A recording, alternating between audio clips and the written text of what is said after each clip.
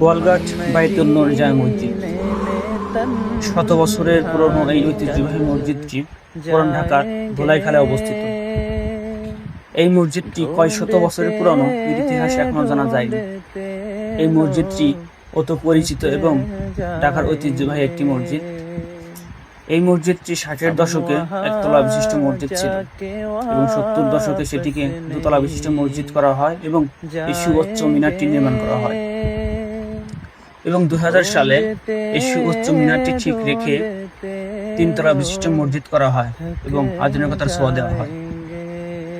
এই মসজিদটিকে অনেকেই গোয়ালঘাট বড় মসজিদ, ধোলাইখাল বড় মসজিদ এবং আনারস মসজিদ নামেও পরিচিত।